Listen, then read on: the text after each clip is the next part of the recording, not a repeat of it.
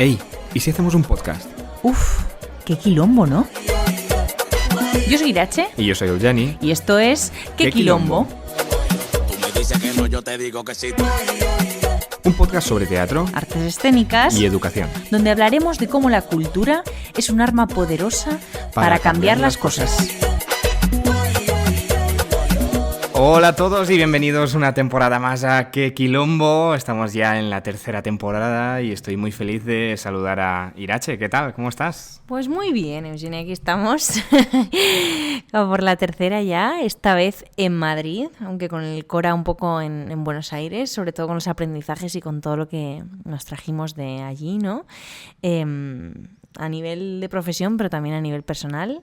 Pero teníamos ganas de volver aquí, hemos estado un tiempito sin publicar nada, pero volvemos con muchas ganas, con menos episodios que en las otras temporadas, pero con unos invitados para mí muy, muy potentes, invitados que llevamos siguiendo mucho tiempo y los cuales implican para nosotros algo muy, muy especial, el poder conocerles mucho más, conocer el trabajo que hacen en profundidad, y realmente ha sido emocionante y ha sido una temporada muy, muy soñada, ¿no? Estamos muy felices de haber grabado con las personas que hemos grabado y estamos muy felices de haber hecho este recorrido, que al final es lo que hemos hecho con esta temporada, que empezamos grabando a primeros de septiembre, al inicio de la temporada, y los episodios se han ido grabando conforme ha ido transcurriendo el tiempo, y estamos muy felices porque creemos que es un reflejo fiel de lo que se ha ido dando, ¿no? En la temporada. En los teatros de Madrid, ¿no? Eso es, en la temporada madrileña. Entonces, nada, pues deseosos de que la disfrutéis, de que os guste tanto como a nosotros, y seguir, porque siempre lo decimos, pero este quilombo nos ha traído muchos aprendizajes y muchas, muchas alegrías, sobre todo la oportunidad de conocer a gente increíble y seguir reflexionando en torno a cómo creamos, ¿no? ¿Por qué lo hacemos? Cuáles son nuestras inquietudes, incluso cómo mantener el entusiasmo, ¿no? Que es algo que también nos ronda siempre. Así que nosotros estamos muy entusiasmados con esta temporada y nada, os mandamos un saludito y deseando que la disfrutéis muchísimo. Empezamos ya, o sea, esto empieza ya. ¿Por qué? Cuéntanos. Pues porque vamos con la presentación de nuestro primer invitado, el cual estamos tan felices de tener en el podcast. Empezamos con un invitado internacional. Eso es, porque cuesta de tener a esta gente por aquí. Y es un lujo. Y hemos tenido la suerte de grabar con él. Así que vamos con la presentación de nuestro primer invitado.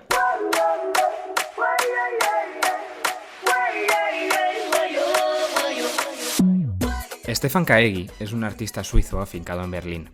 Es principalmente conocido por sus obras de teatro documental, intervenciones de audio, formatos comisariados y obras en el entorno urbano. La mayoría de sus proyectos se publican bajo el sello Rimini Protocol, compañía que fundó con Helgar Haug y Daniel Betzel a principios de los 2000. El propósito de Rimini Protocol es desentrañar el sentido de la realidad y presentar todas sus facetas desde perspectivas inusuales. Kaegi, además, colaboró frecuentemente con la dramaturga y directora argentina Lola Arias. La compañía, ganadora de multitud de premios por todo el mundo, destaca entre su palmarés el Premio Faust de Teatro en 2007, en 2008 el Premio Europeo Nuevas Realidades en el Teatro y en 2011 el León de Plata de la Bienal de Venecia de Artes Escénicas. La videoinstalación multijugador Situation Rooms recibió el premio a la excelencia en el 17º Festival de Medios de Japón, en 2013. En 2015, Stefan Kaegi y Rimini Protocol obtuvieron el Gran Premio de Teatro Hans Reinhard Ring de Suiza. Algunos de sus proyectos más conocidos incluyen formatos innovadores como audiopaseos inmersivos en paisajes y contextos urbanos tan diversos como Santiago de Chile, Shanghái o Nueva York, instalaciones interactivas, una reproducción completa de una sesión del Parlamento alemán con 200 ciudadanos de Bonn, una simulación de la Conferencia de las Naciones Unidas sobre el Cambio Climático, una performance telefónica individual en directo desde un centro de llamadas en India, obras para museos y hasta una película inmersiva. Hoy tenemos la suerte de entrevistarla en Madrid, gracias a que presenta en el Centro Dramático Nacional This is not an Embassy, Made in Taiwan, una obra que presenta junto con Caroline Barno hecha con diplomáticos taiwaneses. Bueno, después de esta presentación vamos a saludar a Estefan. ¿Cómo estás, Estefan? Muchas gracias por venir y por acompañarnos hoy. Hola, con gusto estoy aquí, sí. Muchas gracias. Bueno, vamos a dar las gracias a Miguel Oyarzún y a Juan Ayala, que fueron quienes nos hablaron muchísimo de Rimini Protocol y nos han facilitado el contacto, así que muchas estas encantados de estar aquí contigo después de escuchar hablar mucho de ti y deseando ver la obra que vas a estrenar aquí en Madrid esta semana. Nos surgirán muchas preguntas después de ver la obra, aún no la hemos podido ver, estamos muy intrigados, pero bueno, ojalá que la gente que nos escucha pueda verla y la disfrute. Vamos a empezar con un tema que siempre está en todo lo que hacemos y en todo lo que decimos y leyendo un poco sobre ti, escuchándote hablar. La pregunta es inevitable, ¿no? Porque por las obras que tú has hecho, los temas que has tratado, muchas veces la temática es el conflicto, ¿no? La pregunta es, ¿todo teatro es político? Toda la vida es política, quizás es como...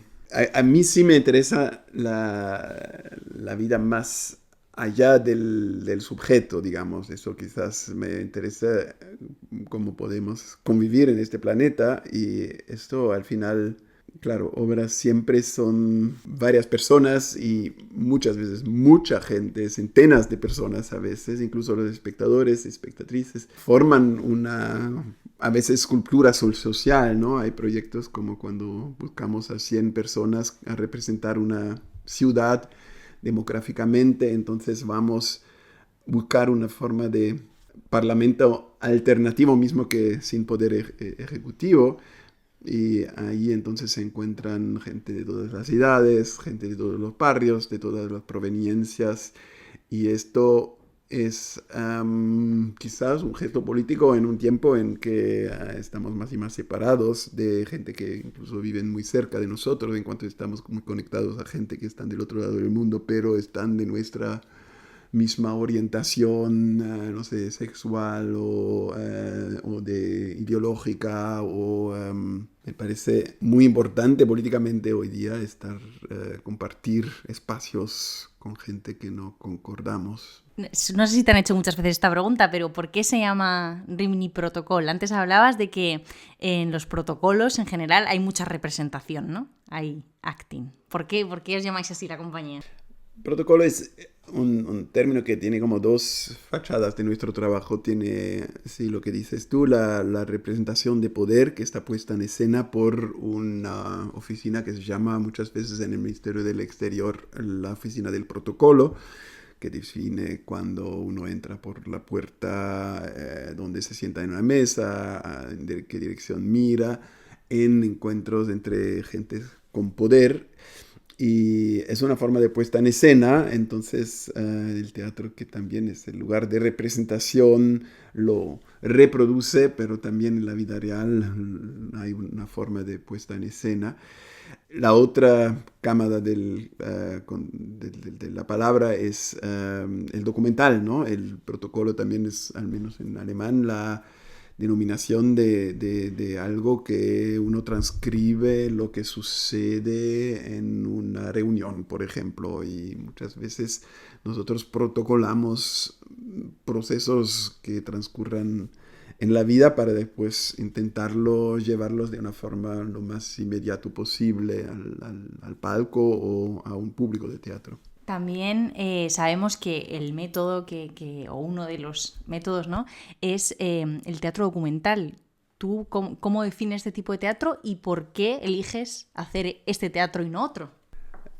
Gracias a Dios no soy un cientista, entonces no necesito definir términos, pero me interesa el documental ya en el cine más de que el cine de ficción, con muchas excepciones seguramente. Bueno, es que como creador, digamos, me inspira mucho la vida real, más de encerrarme en un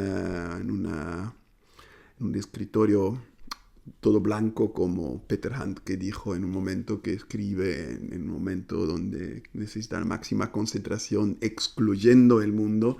A mí siempre enfadan un poco los teatros que no tienen ventanas porque quieren aislar el proceso artístico de la vida. A mí me interesa más intentar encajar, encadrar e interagir y quizás incluso inventar una forma de vida en un espacio quizás más determinado históricamente por ficciones. Si algo caracteriza tu obra y la obra de Rimini Protocol es mantener al espectador activo, ¿no? Tener un espectador activo en lo que sería la representación. ¿Qué te genera como creador la palabra espectador? ¿Qué te genera? Acabo de conocer la palabra española del espectactor. Parece que es una palabra que se inventó en Argentina, quien lo dijo. Y me gusta mucho, ¿no? Claro, en la física se conoce la problemática que el experimento no puede excluir el experimentador, o mismo que siempre lo intentamos. Y claro, en tiempo después de la invención del cine, ya en el siglo XX, el teatro comprendió en algún momento que su definición no puede ser una cuarta pared que separa el público de lo que sucede. Igual, a veces hay ciertas obras que son muy para públicos sentados en butacas y que no les incluyen en nuestro currículo también. A veces, por ejemplo, Uncanny es una obra donde el público está sentado y mira y no interage. En otros momentos, en otras obras, estamos sentados al inicio y empezamos a movernos. Eso es el caso de Spiegelneuronen, una obra que es la más reciente para mí, una obra de danza donde el público empieza a moverse si quiere. Y forma una forma de hiperorganismo en acción. Para mí, claro, el teatro es el lugar que trabaja con todos los sentidos, entonces me parece un poco reductivo de decir estamos ahí sentados solamente viajando en la cabeza y siguiendo palabras y audios, y me parece que los feromonos también, los hormonos también quieren disfrutar del teatro de cierta forma, y las producimos nosotros muchas veces mejor si también nos movemos. Y yo, un poco mi biorritmo funciona mejor si cada vez en cuando me muevo. Quizás es por eso que nunca terminé mis estudios de universidad. Eso es algo que no dije antes cuando hablé frente a los estudiantes. Porque al final sí funciono con cabeza y cuerpo. Y creo que la recepción de obras a veces puede aprovecharse mucho de una situación en la cual no ignoramos que estamos junto con muchas otras personas, entonces que no apagamos las luces cuando empieza el espectáculo para que admiremos a alguna persona en la frente, pero que estamos juntos haciendo algo, al menos tenemos un rol. Eso me parece importante. Después hay muchas obras donde el público puede ser también físicamente pasivo, pero definir su rol, por qué vinieron a estar físicamente ahí, eso me parece que es una pregunta que tenemos que contestar como directores de teatro hoy día. ¿Y qué se genera? ¿Qué vosotros como creadores, qué observáis o qué habéis observado, ¿no?, en vuestra experiencia, que se genera en los cuerpos de la gente a la que le cambias el rol de espectador tradicional? Porque una de las cosas que hablábamos antes, o que comentabas antes, es que en el teatro clásico, por así decirlo, el cuerpo estaba muy limitado, había muchas restricciones, y vosotros intentáis trabajar en contra, o sea, la contra de eso, ¿no?, digamos. ¿Qué observas que se genera en los cuerpos cuando les cambias el rol? Sí, hay gente que dice que el teatro participativo es muy manipulador porque invita a la gente a mover, a hacer cosas que... Y claro, impone reglas también, o propuestas, invitaciones a seguir un camino, a ponerse auriculares y a, no sé, tomar cosas en sus manos. A mí siempre me sorprende un poco este prejuicio, porque el teatro barroco, en un teatro con una escena italiana, nos pide de sentarnos, callarnos durante 2 horas, no movernos, no hablar con los vecinos, es muy manipulador, claro, está muy dictador incluso. A mí me encanta inventar reglas, ¿no? Porque se habla en inglés al menos de play, we play theater, y tradicionalmente se utiliza el término para describir lo que hace el actor. Spielt für dich Theater, spielt dir was vor en alemán, pero en realidad un juego en el sentido más social es algo mucho más interactivo entre personas. Entonces, inventar reglas para que podamos jugar a algo o reenactuar algo juntos, en que tú también tienes un rol como la persona que no ha ensayado, pero que está aquí con su cuerpo. Eso me interesa como un juego social, ¿no? Y en este juego, al menos nosotros observamos que hay 3 agentes. Está el artista, o performer, por así decirlo, que muchas veces se confunde su rol con el espectador a propósito. Está el espectador, valga la redundancia, y están los medios técnicos.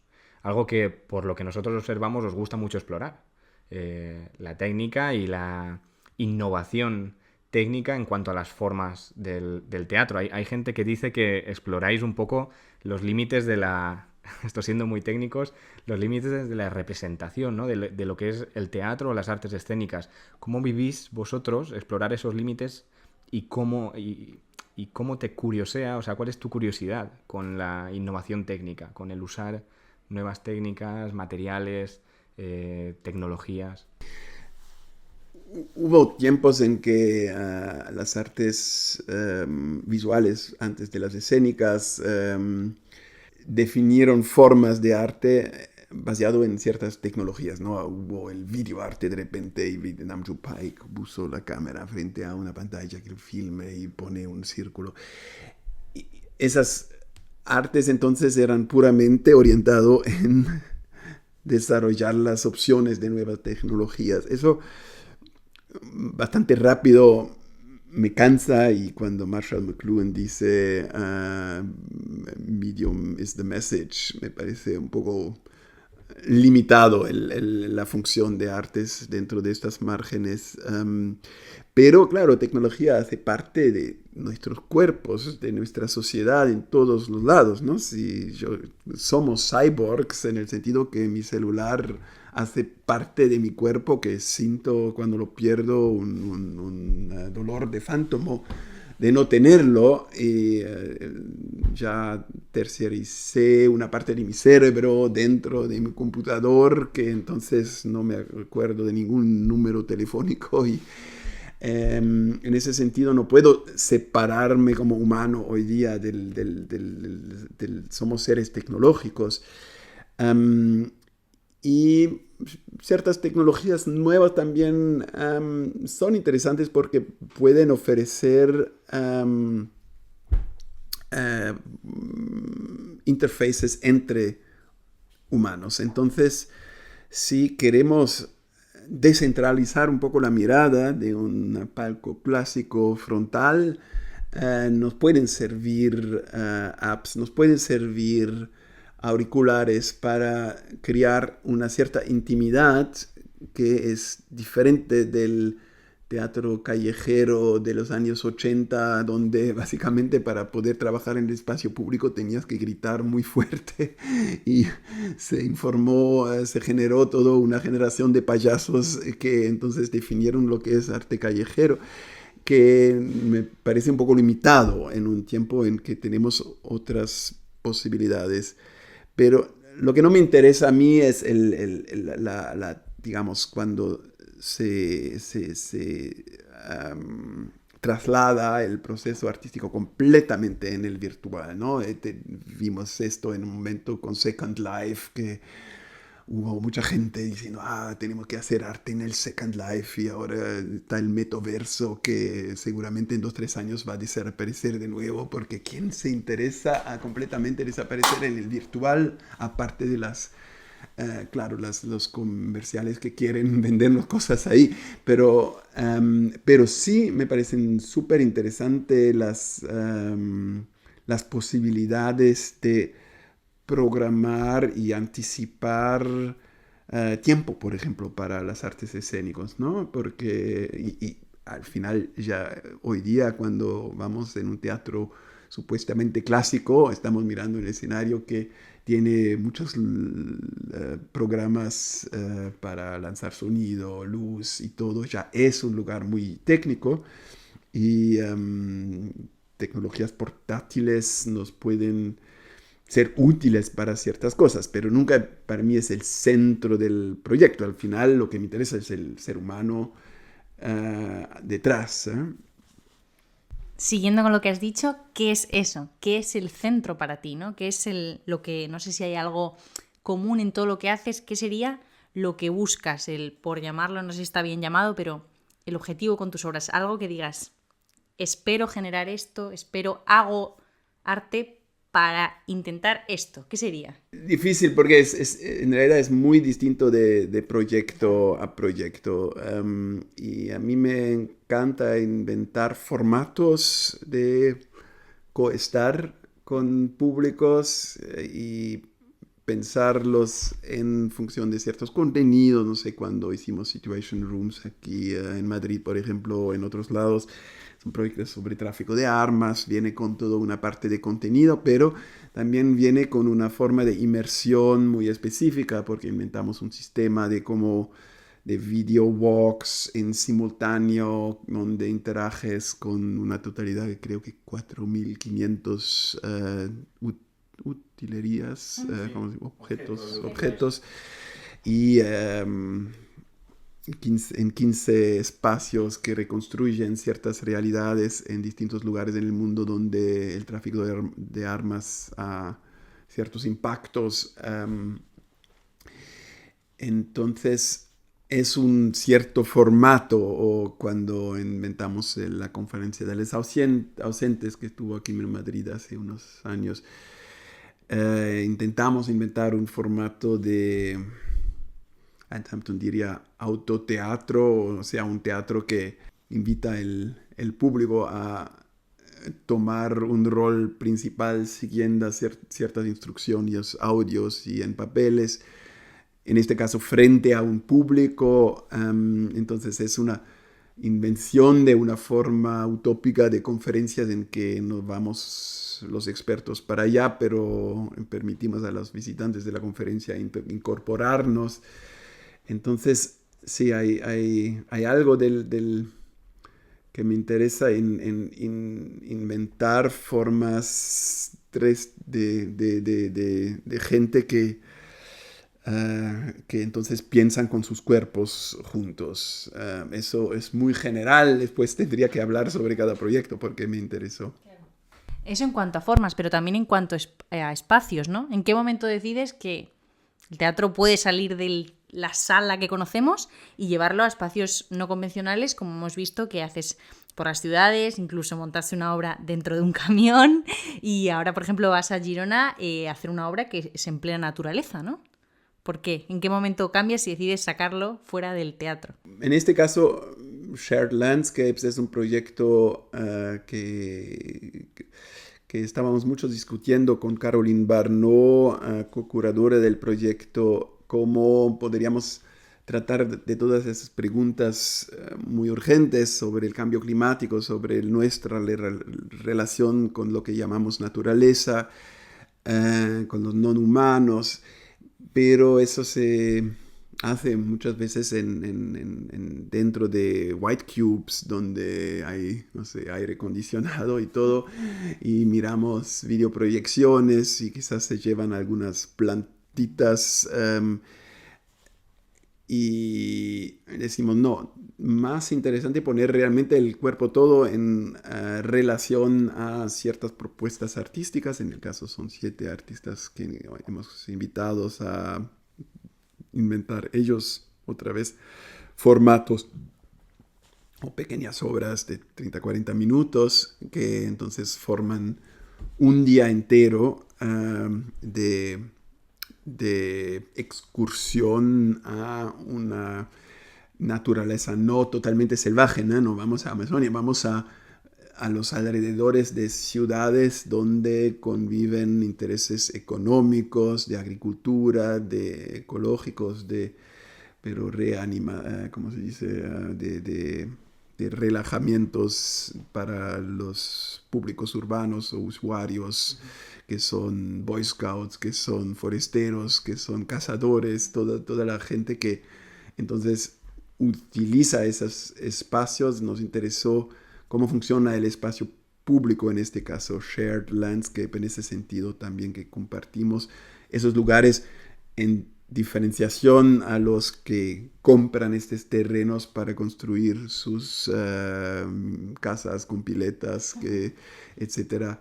Quieren procurar una naturaleza que en el momento van un poco destruyendo también. Cuando empiezas un proyecto, ¿qué es lo primero, ¿no? ¿Cómo es el proceso de creación? ¿Por dónde empiezas? ¿Cuándo va apareciendo esa dramaturgia? ¿Cómo es un poco...?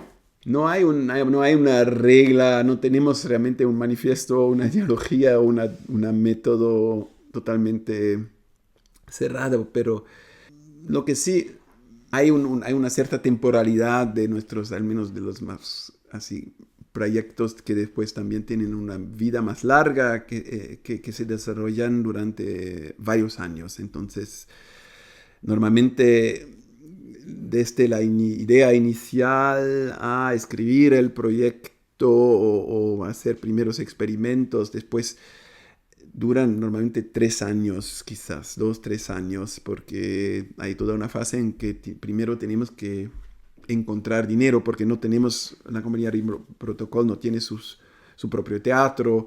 Tenemos un poco de fondo de la ciudad de Berlín, pero no alcanza para realmente realizar los proyectos. Entonces tenemos que escribir, candidatar a becas, buscar coproductores, y pues empezamos a desarrollar, a definir más y más. Empecemos a involucrar escenógrafos, músicas, protagonistas, dramaturgos, que con nosotros entonces van definiendo cada vez más, hasta que vamos realmente a ponernos a quizás ensayar. Muchas veces también, en realidad, ensayamos menos de que hacemos tryouts. Lo que llamamos tryouts son pequeños experimentos ya con un público, porque si hablamos de, ¿cómo era la palabra?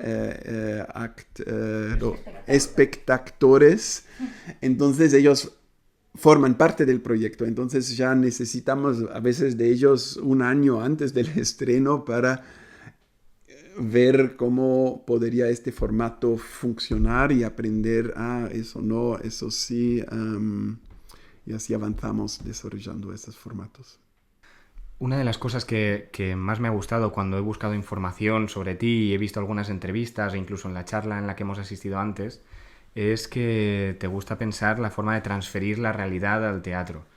Hemos hablado de cómo empiezan los procesos creativos, de que tu intención, digamos, una de tus preocupaciones es transferir la realidad, ¿no?, a ese teatro. Yo quería preguntarte, ¿los proyectos se agotan? O sea, ¿mantenéis en el tiempo los proyectos hasta que sentís que se agotan?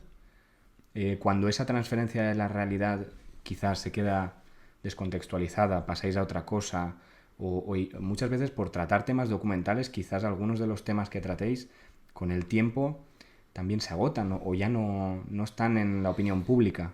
¿Vivís ese agotamiento de las obras, de los proyectos, o los intentáis mantener vivos todo lo que podéis? Tu pregunta si hay obras que hoy no valdrían más. Interesante, ¿no? Es que claro que ciertos proyectos simplemente no se muestran más porque no podíamos más guardar la escenografía o porque los protagonistas ya no están dispuestos a viajar o ya no viven. Hay ciertos proyectos. Hay proyectos que hoy día estarían totalmente... Bueno, hay muchos que se actualizan, ¿no? Por ejemplo, el proyecto This is Not an Embassy que mostramos aquí en Madrid ahora este fin de semana. Es un proyecto que es un retrato muy concreto, un experimento muy concreto con personas, un ex embajador, una activista digital, una música que viene de un contexto económico muy específico, que se transforman, ¿no? Estos contextos se transforman y quién sabe, un día quizás China de verdad ataca a Taiwán, lo que amenaza de hacerlo desde ya 50 años.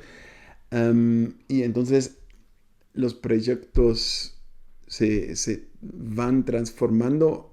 Este tipo de proyectos, como son en vivo, con los protagonistas, también son fáciles de adaptarlos, porque de todas formas, cuando viajamos, los adoptamos, en el sentido que también el proyecto también es un retrato de la relación, en este caso, de China con España, y cuando estamos en Alemania con Alemania, porque al final son esas relaciones económicas que definen por qué Taiwán no es autorizado a tener una verdadera embajada, a no ser dentro de nuestro teatro en Madrid.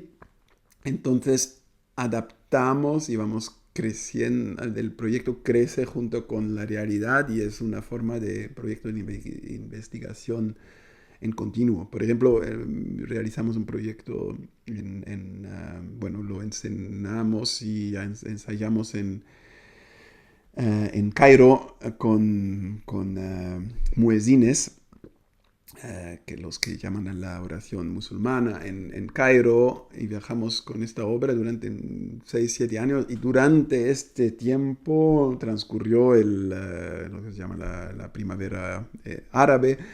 Entonces Mubarak se fue, vino Mursi primero y después vino el dictador nuevo que estaba ahí. Y todas esas transformaciones también tenían su reflejo en el texto de la obra en su gira.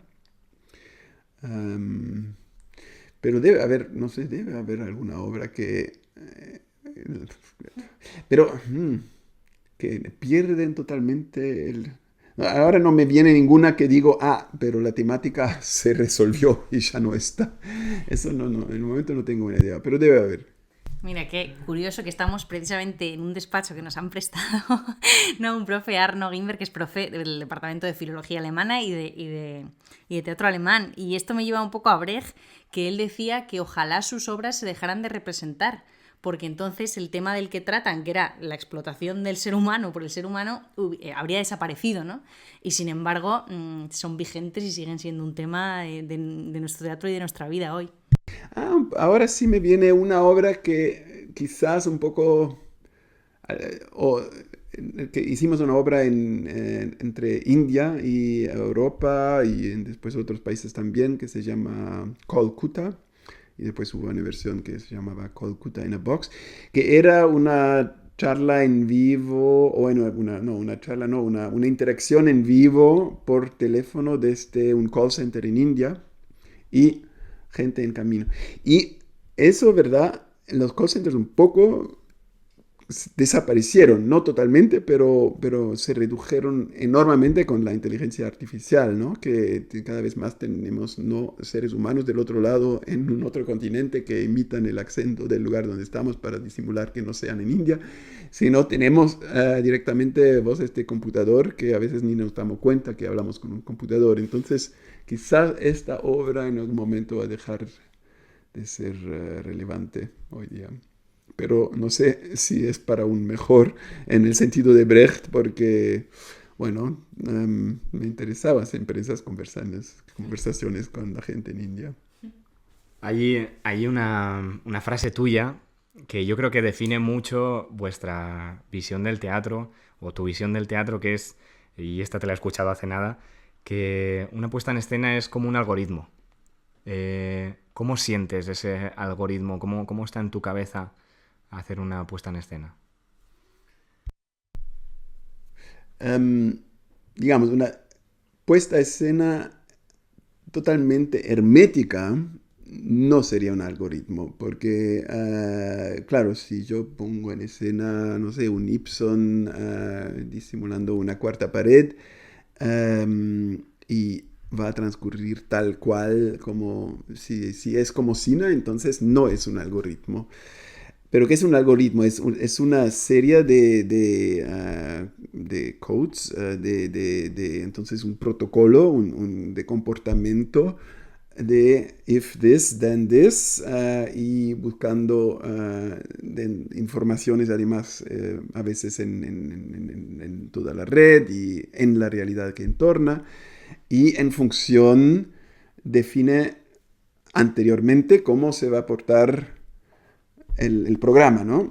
Y esto para el teatro interactivo es clave, ¿no? Que tú intentas anticipar qué podría suceder y después tenés usuarios o espectadores. Voy a empezar a utilizar esa palabra más para... y entonces, claro, de alguna forma intentamos anticipar emociones, comportamientos, reacciones de un público que después toman una importancia. En función de eso predefinimos qué van a escuchar o a dónde van a llevar los actores, la gente que son los que pagaron las entradas, al menos así los definimos claramente.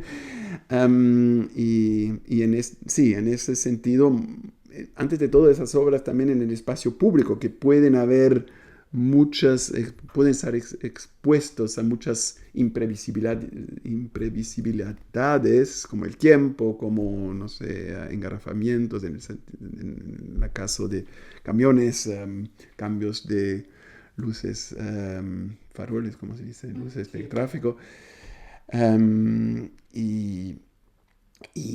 sé, gente, policía que intenta parar la obra, o no, entonces anticipar lo que puede suceder y escribir un código mismo que no lo hagamos digitalmente es lo que hacemos en esos casos, ¿no? Y por eso hacemos tryouts y no ensayos, porque necesitamos ya una versión beta para testarla y después mejorarla o peorarla en función de lo que queremos, ¿no?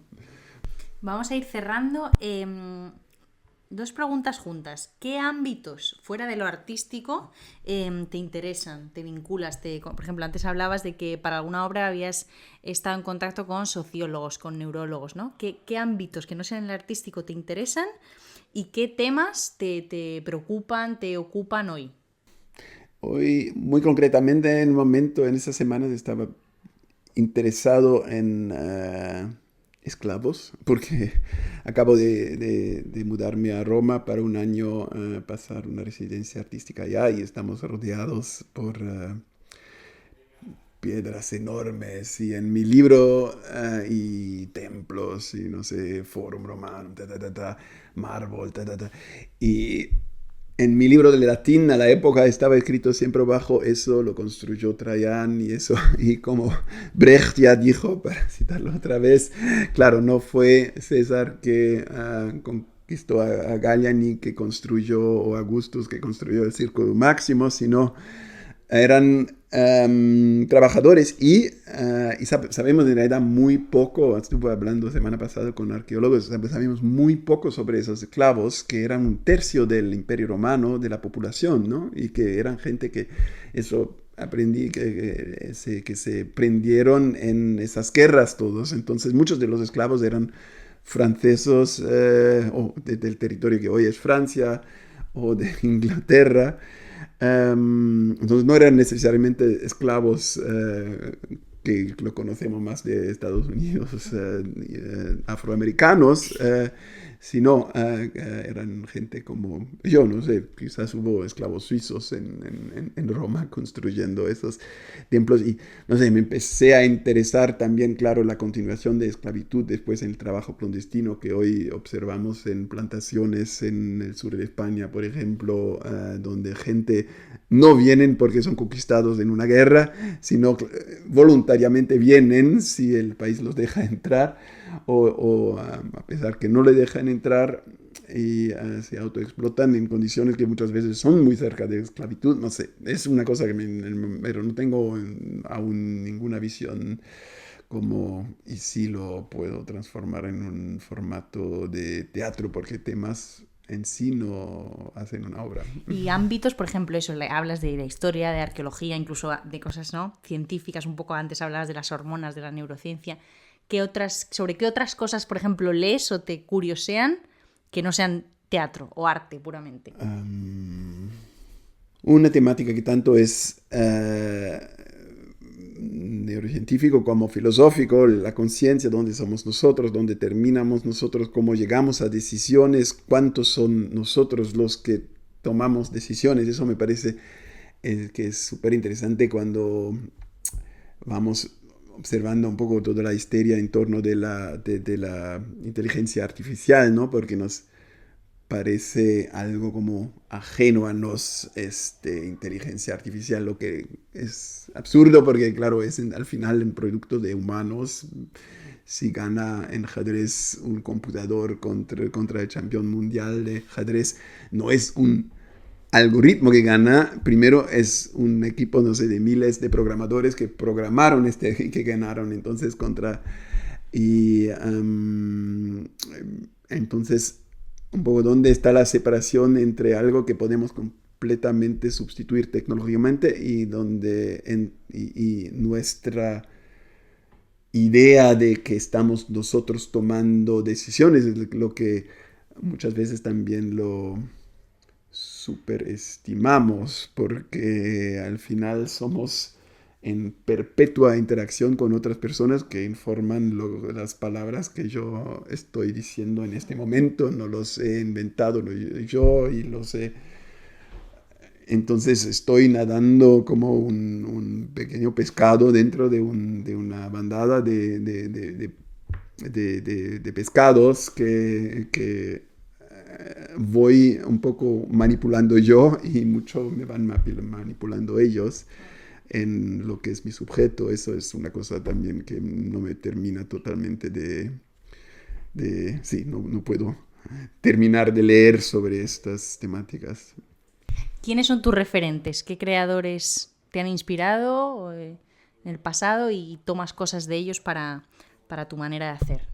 A mí me encantó mi profesor de física, porque él era un performer increíble haciendo experimentos de física mecánica, ¿no? Que cuando hizo, no sé, con una cosa de violina, separarse, no sé cómo se llamaba ese experimento, cuando llevó digamos, hablar de lo totalmente invisible o incomprensible para mí en el mismo momento de hacer después demostraciones muy concretas con objetos muy a veces ridículas. Eso me fascinó y casi fui a estudiar física por eso. Quizás es una persona que me performativamente ha impresionado, influenciado. Estefan, para ir acabando, el año pasado, en la temporada pasada de Que Quilombo, teníamos una sección como de preguntas encadenadas, ¿vale? Un creador o artista le preguntaba al siguiente entrevistado, sin saber quién era, una pregunta en relación a algún interés. Le pedimos y esta temporada pasada se grabó íntegramente en Argentina. Y uno de esos creadores argentinos, Rafael Spegelburg, dejó una última frase, o sea, una última pregunta para alguien que él no sabía quién iba a ser y nosotros tampoco. Entonces, ese has sido tú. Y Rafael se preguntaba y se preocupaba en estos tiempos de innovación técnica y sobre todo hablando de inteligencia artificial, ¿dónde iba a quedar o qué podía pasar con la autoría, con la inteligencia o digamos la figura del autor frente a las inteligencias artificiales? Yo estoy, digamos, sí hay preocupaciones de la inteligencia artificial. Me parece que hay muchas profesiones como abogados, médicos que van a quizás desaparecer. Yo no tengo ningún miedo de que artistas, en el sentido de artistas que me interesan, van a desaparecer. Porque, claro, no hay ningún problema. La inteligencia artificial puede componer como Bach, pintar como Rembrandt o, no sé, escribir una poesía como no sé quién, que ha existido porque estos originales han existido y en esta base uno puede componer un algoritmo que compone, que toma muchas de esas artefactos para hacer uno más que podría haber existido y que puede fácilmente enganar expertos que dicen, pero es mejor que bajo, es claramente bajo, no sé qué. Eso no hace superfluo el artista que inventa un nuevo formato, porque no veo cómo podría un algoritmo pensar, bueno, ya la palabra pensar es como súper problemático en ese contexto,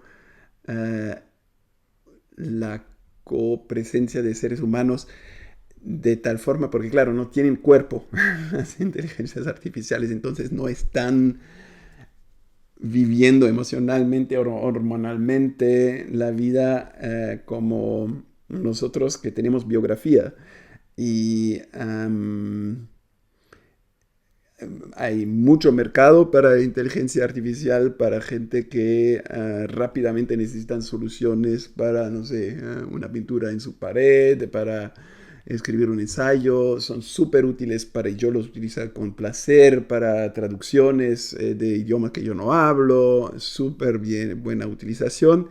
Pero realmente ser innovador para algo que sea necesario o que se torna a ser necesario después de haberlo visto, pero la gente ni se le imagina aún que sea necesario. Ahí veo una duda y entonces no tengo preocupación de desaparecer esta profesión que sí es una profesión tengo. Venga, yo creo que es interesante seguir quizás con este formato. ¿Tú qué pregunta le lanzarías a un creador, a un compañero hoy en día? Van a ser creadores de artes escénicas o artes vivas, ¿no? Sí, pero alguien relacionado con... Sí, la arte viva, live art, como se dice en inglés, que bueno, es un formato un poco más específico, pero tiene en su nombre ya que es efímero, ¿no? Que va a desaparecer. ¿Y cómo combates tú, que me escuchas en este momento, tu propia desaparición, o cómo lidias con ella, o cómo intentas salvar lo que estás haciendo hacia generaciones después? Me interesaría eso.